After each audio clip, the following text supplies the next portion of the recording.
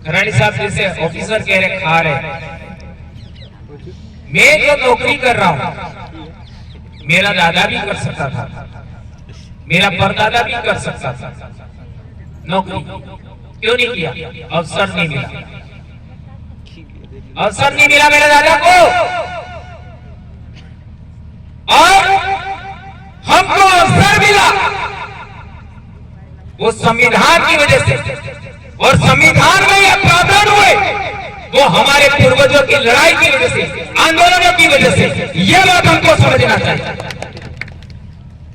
हमको अवसर मिला, वो अवसर मेरे नाम पर नहीं है, मेरे पिताजी के नाम पर नहीं है, मेरे दादा के नाम पर नहीं है, मेरी गोत्र के नाम पर नहीं है, मेरे समाज के नाम पर है। ध्यान देखिए, बहुत महत्वपूर्ण बात कर रहा है। ये जो अधिकार है वो मेरे समाज के नाम पर है, उस समाज का सदस्य होने के नाते मेरे को लाभ मिला। इसका प्रमाण क्या है? इसका प्रमाण ये है कि मैं नौकरी लगा तब मैंने अनुसूचित जनजाति का प्रमाण पत्र दिया। सही है? मैंने अनुसूचित जनजाति का प्रमाण पत्र दिया, अनुसूचित जनजाति का कोटा था, उस कोटे में से मेरे को नौकरी मिली। तो यदि आज 50,000 मिले, 60,000 मिले, 70,000 मुझे जो भी पेमेंट मिले, उस पैसे में आपका भाग है कि नहीं? आप लोग मानते हैं आपका भाग है? हाँ या ना? कौन कौन मानता भाग है मेरे पैसे में? आप हाथ ऊंचा करो।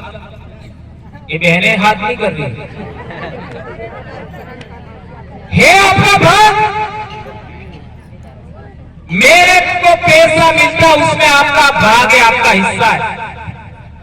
इसी पैसे का उपयोग करके हम रात दिन समाज के लिए काम करते हैं। और मुश्किल से अब 1-1.5 साल से ज्यादा मैं बोलने वाला नहीं हूं, क्योंकि मैंने जितना बोल दिया वही समझ गए तो बहुत हो गया, ज्यादा बोलने की जरूरत नहीं। उसी का इस्तेमाल करके हमने बोला, इसलिए मैं कह रहा था इतनी कंबल चलेगी, हमें कोई तकलीफ नहीं। तो जाति प्रमाण पत्र लगा करके बड़े बड़े अधिकारी भी लगे होंगे। खराड़ी साहब से, खराड़ी साहब बताइए अधिकारी, ये जो बड़े बड़े अधिकारी, प्रिंसिपल, ये लोग रिटायरमेंट हो जाते हैं, तो वो समाज के लिए उनको काम करना चाहिए, नौकरी पर रहते हो काम करना चाहिए, लेकिन करते कोई बात नहीं। रिटायरमेंट का होने के बाद भी काम करना चाहिए, क्या करते? नहीं करते। क्या करते? भैंसे चराते, भैंसे चराते। जब तक नौकरी पर रहे तब भी खुद के पेट के लिए काम किया, नौकरी लगने के बाद भी पेट के लिए काम करते। बोलो, बड़े बड़े अधिकारी, ये हमारे भाई दामोद साहब है, हमारे ये रोहत साहब, मेरे पिताजी से भी बहुत बड़े आदरणीय रमेश जी रोहत साहब, ऐसे हमारे बहुत सारे अधिकारी कर्मचारी, हमारे भगोरा जी, वे भी अधिकारी। ऐसे लोग काम कर रहे हैं समाज के लिए, और ऐसे लोगों की काम करने की वजह से सीखते सीखते हमारे जैसे लोग बने। भंवरलाल परमार का शिक्षक कितने हैं पता ही नहीं है, जितने भी संगठन है सभी लोग मेरे को सिखाने वाले हैं, इसलिए ये लोग भी मेरे शिक्षक हैं। आदिवासी एकता परिषद में हो, चाहे आदिवासी महासमिति में हो, और किसी भी संगठन में, आपसे संगठन से भी हम सीखे, सभी संगठनों से हम सीखे, लेकिन हमने समाज के लिए काम करना शुरू किया। अब बताओ जरा, जाति प्रमाण पत्र लगा करके नौकरी तो लोग लगते हैं, इसके अलावा क्या कर रहे हैं? थोड़ा जोर से कहो, मेरे को सुनाई देता है। अच्छा, नेतागिरी में भी कौन कौन से सरपंच बनते हैं? सरपंच, मेंबर, वार्ड पंच, सब। इसके बाद प्रधान भी बनते हैं, जिला प्रमुख भी बनते हैं, एमएलए, एमपी भी बनते हैं। बात तो बराबर है, सब भी बनते हैं, ठीक है। उन्होंने समाज को क्या दिया? क्या दिया समाज को? क्या दिया? फिर भी हम मंच पर बिठा रहे हैं, फिर भी उनकी जय जयकार कर रहे हैं, फिर भी हम लोग आज तक समझे नहीं, आज तक समझे नहीं, और उपदेश देते बड़े बड़े। क्या हो रहा है? क्या हो रहा है? कब समझेंगे हम लोग? उन लोगों की आय का, उनकी इनकम का समाज के लिए खर्चा करना चाहिए था। हमारे जितने एमएलए एमपी हैं, सरपंच हैं, उनको मिल करके अब तक तो ये पाटीदार समाज ने जिस तरीके का स्कूल खड़ा किया, वैसे स्कूल खड़े करने चाहिए थे। ऐसा स्कूल डूंगरपुर में खड़ा होना चाहिए था, बांसवाड़ा में खड़ा होना चाहिए था, प्रतापगढ़ में खड़ा होना चाहिए था, उदयपुर में खड़ा होना चाहिए था। एक झोपड़ी भी नहीं बनाई लोगों ने। अपने खुद के बड़े बड़े महल बना दिए, होटलें बना दी, पेट्रोल पंप बना दिए। समाज को क्या दिया? कौन बोल रहा है? बोलने की हिम्मत नहीं हो रही। जहां तक आरक्षण की बात है, इसको क्यों छोड़ दे? ये छोड़ दे, इस पर भी वो बात कह देते हैं। मैं हमारे सबसे काबिल बड़े अधिकारी हमारे खराड़ी साहब है, उन सबको सवाल करूंगा। खराड़ी साहब, हमारा इलाका शेड्यूल्ड एरिया है, वो संविधान के कौन से आर्टिकल से बना है? आप बताएं। नहीं, थोड़ा खड़ा होकर के अच्छा रहेगा। आप मेरे बड़े भाई है, पर मैं कहना पड़ेगा 342 और नहीं शेड्यूल्ड एरिया 342, 344 और 5वीं और 6वीं अनुसूची। ओके, पांच इन्होंने जो बोला 5वीं और 6वीं अनुसूची। Okay sir, thank you sir. 5वीं और 6वीं अनुसूची को आर्टिकल 2441 अनुच्छेद 244(1) जो इसी को 5वीं अनुसूची कहते हैं, हमारे अधिकारी महोदय ने बताया। अब मैं तो छोटा सा मास्टर हूं, आप नहीं भी मानेंगे, लेकिन अधिकारी की तो बात मान ले। हमारे अधिकारी है और मेरी पीढ़ी के सबसे इंगेस्ट आदमी है। अनुच्छेद 244(1) उसकी वजह से यह इलाका शेड्यूल एरिया, उसी वजह से हमारे आरक्षण की बात हो रही थी। तो इस इलाके में आरक्षण अनुच्छेद 244(1) के आधार पर मिले तो किसको तकलीफ है? यह प्रावधान हो जाए तो क्या तकलीफ है? ये एरिया ही अनुच्छेद 244(1) से बना है, उसकी पहचान ही अनुच्छेद 244(1) है। उसके आधार पर आरक्षण मिलना चाहिए। यह कोई नेता नहीं बोलता, कोई अधिकारी नहीं बोलता। ये बात सबसे पहले बोलना मैंने शुरू किया। तकलीफ क्या है? किसको तकलीफ है? तकलीफ उन लोगों को है जिनको वोट चाहिए।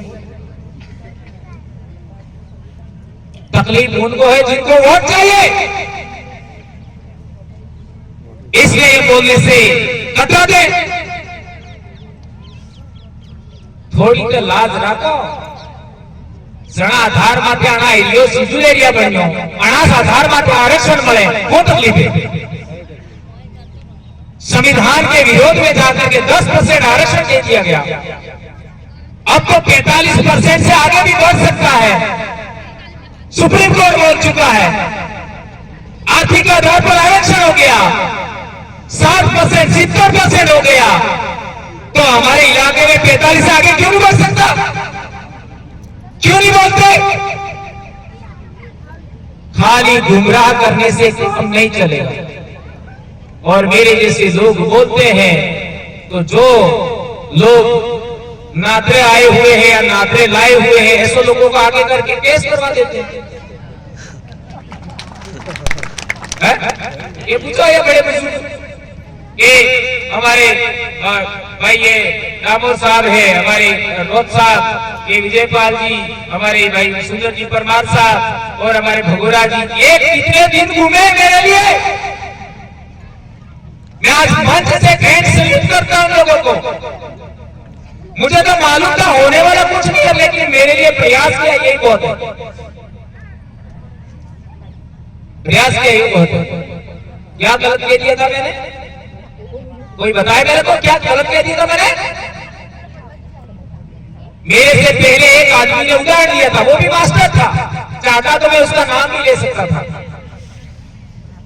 उस आदमी ने बोला था, तो वहां के जो ग्राम सभा के जो लोग थे उन्होंने बोला कि तुम्हें भी इस बात कही दो आ लोगों में तो ज्यादा असर पड़ेगा। अब मैंने वही उदाहरण रिपीट कर दिया, और मेरी बोली थोड़ी हार्ड है, आप जानते ही हो। और वहां इनके भेजे हुए चमचे थे, उन्होंने रिकॉर्डिंग कर लिया और काट करके वायरल कर दिया, और मैंने माफी भी मांगी वहां पर। ये आप लोगों ने बुलवाया मेरे को,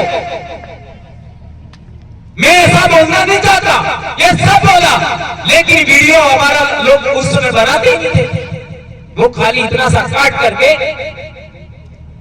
3 साल बाद FIR कराते। क्या कर लोगे भाई, मेरे को जेल भेजोगे, जेल भेजोगे, और क्या कर सकते हो? नौकरी छीन सकते हो, और क्या कर सकते हो? मैं बाप की अकेली संतान हूं, 2011 से मैं बीमार हूं, क्या कर सकते हो? ये हवा में मेरी आवाज जितनी घूम रही है ना, वही इलाज कर देगी आपका, मेरे को बोलने की जरूरत भी नहीं। मेरी आवाज जितनी हवा में घूम रही है यूट्यूब के माध्यम से, वही बहुत है, क्या कर सकते हो? अरे कम से कम तुम नहीं कर सकते, तुम नहीं बोल सकते, तुम जो परिवर्तन नहीं कर सकते वो हम कर रहे, तकलीफ क्या समझ में? जब हम पढ़ते थे 5वीं क्लास के बच्चे को पाठ पढ़ने आता था, अब स्कूलें खोल दी, ये कर दिया। आज 8वीं क्लास के बच्चे को पाठ पढ़ने नहीं आ रहा है, कौन जिम्मेदार है? 8-8, 10-10 दिन की ट्रेनिंग हो रही है, रोज ट्रेनिंग, 2001 से लगा करके आज 2022 तक जितनी भी ट्रेनिंगें हुई, जितने भी हमारे प्रशिक्षण हुए, इनका पैसा स्कूलों में व्यवस्था बनाने के लिए, टीचर लगाने के लिए खर्च किया होता तो आज 8वीं स्कूल में 10 मास्टर होते, 12वीं स्कूल में 22-23 मास्टर होते। ये ट्रेनिंग, वो ट्रेनिंग, खाना खिलाओ, नाश्ता कराओ, ट्रेनिंग पर ट्रेनिंग। पूछिए ये प्रिंसिपल से रिटायरमेंट हुए, इतना ट्रेनिंग जिसकी कोई हद नहीं, ट्रेनिंग पर ट्रेनिंग रोज। क्या चाहते हैं? हमारे बड़े अधिकारी भी बोलते आज हम तंग आ गए, लोग शिक्षा अधिकारी बोलते हैं तंग आ गए प्रशिक्षणों से, रोक क्यों नहीं रहे इसको? अरे क्या बच्चों को पाठ पढ़ाना में नहीं आता है? बच्चों को जोड़बाजी गुणाबाजी में नहीं आता है? क्यों ट्रेनिंग करवाते हो? ट्रेनिंग के नाम पर सफर करवाते हैं हमको इधर से उधर, फिर बच्चे क्या करेंगे वहां बेटे? जिस बच्चे को पाठ पढ़ना नहीं आता, जिस बच्चे को जोड़बाजी गुणाबाजी नहीं आता, वो स्कूल में रहेगा क्यों? इन्हें अबड़े करे बस, बहुत गंभीर बात। और आज बच्चे क्यों बिगड़ रहे, इसका एक ही समाधान है, सिंगल कारण है और सिंगल समाधान है। मैं जब पढ़ रहा था तब भी मेरे पिताजी और मेरी मां मेरे को अनुशासित नहीं करते थे। ध्यान रखो, ये बहुत बड़ी बात कह रहा हूं। जब मेरा जन्म हुआ, मैं पढ़ रहा था, मैं बड़ा हो रहा था, तब मेरे माता पिता मेरे को अनुशासित करने का काम, पढ़ाने का काम, नियंत्रित करने का काम नहीं करते थे। उस समय मेरे दादा दादी, उस समय मेरे काका काकी, उस समय मेरे बाबा भाभी, उस समय मेरे गांव के लोग मुझे शिक्षित करते थे, मुझे कंट्रोल करते थे, मुझे अनुशासित करते थे। ये बात सही बोली गलत बोली? अब पिछले कुछ वर्षों में हम लोगों ने क्या किया? परिवार सेपरेट हो गया। परिवार सेपरेट होने की वजह से माता पिता और बच्चे, बस दादा दादी भी अपने बच्चों को बोल नहीं पाते। काका बाबा भी अपने भाई के बच्चों को बोल नहीं पाते, और समाज के भाई, समाज के लोग तो बोलने की दूर की बात है। बच्चों को सुधारेगा कौन? अनुशासित कौन करेगा? नियंत्रित कौन करेगा? सारा भार मास्टरों पर आ गया है। क्या बात कर रहे हैं? हजारों साल से हमारे पूर्वजों की व्यवस्था थी। आज मैं हूं मेरी दादी की वजह से, सीना ठोक के बोलता है भंवरलाल परमार, आज खड़ा है ना, वो मेरी दादी की वजह से मैं सीना ठोक के बोलता हूं। यदि ये व्यवस्था हमारी नहीं टूटी होती, संयुक्त परिवार की व्यवस्था नहीं टूटी होती, तो आज हमारा ये बिखराव नहीं होता, हमारे समाज की बर्बादी नहीं होती। क्या बात कर रहे हैं? ये हमारी पढ़ाई के मार्ग में बड़ी बाधा है, नशाकरण के मामले में बड़ी बाधा है, अनुशासनहीनता के मामले में बड़ी बाधा है। रिसर्च करिए। आज छोटा बच्चा अपना दादा को बोलने से कतराता है, दादी को बोलने से कतराता है, उनको प्रेम देने से कतराता है। ये कहां से आया ये बात? ये हमारे हजारों पूर्वजों को नहीं था। कल परसों हमारे मेरे गुड़िया का एग्जाम था, तो हमने फोन किया था, तो उसने एक महत्वपूर्ण बात बताई, मुझे भी अच्छा लगा। मेरे वाइफ ने पूछा कि दादा दादी से बात किया था, तो उसने कहा हाँ किया था। दादा हमेशा एक बात पे बेटा अपना हेल्थ करते बाजार नंबर लग गए। दादा हमेशा एक बात क्या अपने हेल्थ करते बाजार नंबर लग गए। देखिए मेरे पिताजी आज 70-75 से ऊपर है, फिर भी वो अपने बच्चे के लिए क्या सोच रहे हैं, वैसा ही हमारे दादा दादी, हमारे काका बाबा हमारे लिए सोचते हैं, पर हम उनको बारे नहीं सोचते। यह गंभीर बीमारी। एक हमारी एक बेटी मेरी स्कूल में, एक कल परसों की घटना है, उसकी माँ उसके पिताजी निकाल बेचारी, उसकी 25 साल के आसपास उम्र हो गई, या माला कोरडा की बात, माँ की महिला है, उसको निकाल दिया। एक बच्ची विकलांग थी, मैंने अपनी कार रोकी, उसको गाड़ी बिठा, उसको गेट बंद करने नहीं आया, तो बच्चों से गेट पास पीछे बच्चे आ रहे थे, उन्होंने गेट वापस खोल के बंद करा। मैंने बोला बच्चों बैठ जाओ, तो 8 छोटे छोटे बच्चे बैठ गए खड़े, 8। अब पीछे फूल हो गया, 2 बच्चे रह गए, मैंने उनको कहा आगे बैठ जाओ। तो वो छोटी बच्ची जो 6 क्लास में, वो आगे बैठी, तो मेरे को जानबूझ करके बोलने का इच्छा हो गया। मैं एक ऐसा शिक्षक हूं जिसके गुरु बच्चे भी हैं। मेरे गुरु बड़े ही नहीं, बच्चे भी मेरे गुरु हैं, ये मैं गर्व से कह सकता हूं। तो बच्ची को मैंने पूछा बेटा तुम्हारे भी गाड़ी लाती है? हिंदी में कह देता हूं बेटा तेरे को ऐसी कार लानी है? तो मेरा को अनुमान था कि वो बच्ची बोलेगी हाँ लानी, ऐसा ही बोलेगी, लेकिन बच्ची मेरे से आगे निकल गई। बच्ची मेरे से आगे निकल गई, मेरे अनुमान से आगे निकल गई, 6 क्लास की बेटी, और उसने कहा बढ़िया लाऊंगा। इस बेटी के लिए ताली बजाइए आप। ये है नई जनरेशन, उसको सजाने का, उसको संवारने का हम लोग पुनः प्रयास करें। और मैं कहना चाहता हूं यदि इस समाज को बचाना चाहते हो तो वापस हमको जो वो एकल परिवार वाला मामला छोड़ करके संयुक्त परिवार वाला मामला, दादा दादी से बच्चों तक ये लिंक वापस बैठाना पड़ेगा, ये मैं कहना चाहता हूं। और आरक्षण के बारे में मैंने बात बताई, आर्टिकल 2441 के आधार पर आरक्षण होना चाहिए, इस पर आप मंथन करिए। और दारू इन नेताओं की वजह से ही है इस समाज के अंदर, उसका कोई कारण नहीं है। हम लोग आज हमारे भी 2 MLA 4 प्रधान हैं, इन्होंने दारू पिला करके वोट किया, तो बताओ इनको अभी मैं झापड़ मार सकता है तो इसी का आज ये हमारे सामने बैठे, मैं झापड़ मार सकता हूं, मैं टीचर हूं, दारू पिला करके वोट लेंगे, ये हिम्मत है क्या? इसलिए फालतू फबूतगिरी मेरे सामने ना करें, इतना ही कहना चाहूंगा। धन्यवाद। जय जवाहर, जय आदिवासी, जय भीम प्रदेश, जिंदाबाद साथी। बहुत बहुत धन्यवाद।